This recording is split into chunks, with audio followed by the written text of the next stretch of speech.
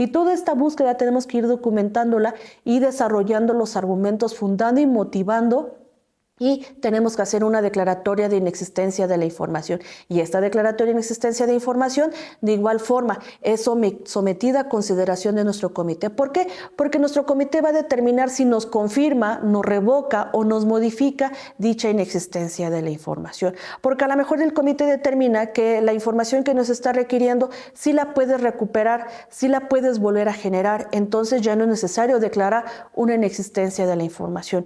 Pero si a lo mejor de los argumentos vertidos por el área o por las áreas responsables de la información le quedan claras al comité de transparencia el por qué nosotros como sujetos obligados tenemos que hacer una declaratoria de inexistencia, bien, nuestro comité nos va a confirmar dicha inexistencia de la información y debemos de levantar una acta donde queda sentada la inexistencia de la información, y esta inexistencia de la información debe ir firmada por el titular de la unidad responsable o titulares de las áreas responsables de la información y por el titular de la unidad de transparencia. Y también debe quedar asentado dentro del acta que dicha inexistencia de la información le va a dar parte al órgano interno del control del sujeto obligado. ¿Por qué? Porque el órgano interno de control tendrá que realizar la investigación correspondiente de por qué estamos haciendo una declaración de inexistencia de la información que nos están requiriendo. Y bien, otro tipo de respuesta que nos señala el artículo 134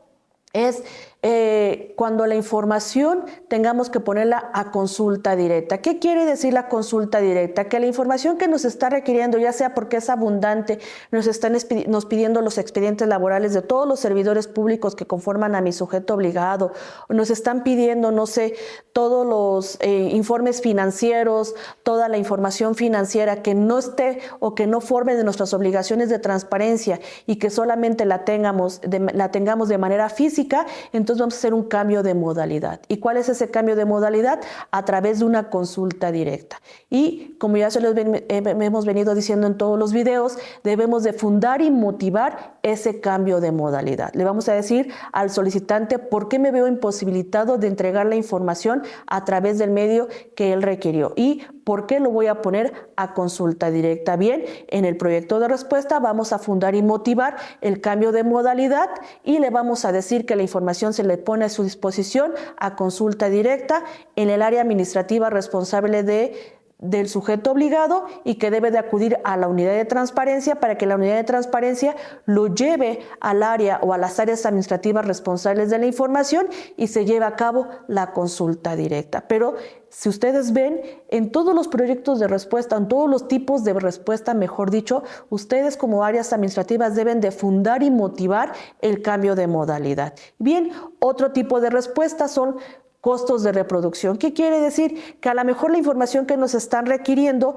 genera costos de reproducción, ya sea en copias simples, en copias certificadas. La ley de transparencia y la ley de ingresos nos señala que existen costos de reproducción, ya sea en copia simple, copia certificada o a través de disco compacto, y que los mismos deben de ser cubiertos por el solicitante. Bien, entonces en nuestro proyecto de respuesta vamos a decirle al solicitante que la información que él está requiriendo genera costos de reproducción que deben de ser cubiertos por el solicitante. Y recordemos que la ley de transparencia nos señala que las primeras 20 hojas y la ley de ingreso nos señala que las primeras 20 hojas son gratuitas. Entonces, si la información que nos está requiriendo no rebasa las 20 hojas, se da de manera gratuita la información. En el caso que rebase las 20 hojas, en nuestro proyecto de respuesta le vamos a decir que la información que le está requiriendo consta de 100 hojas y que de acuerdo a la ley de transparencia y la ley de ingreso, las primeras 20 son gratis y por lo cual debe de cubrir a partir de la hoja 21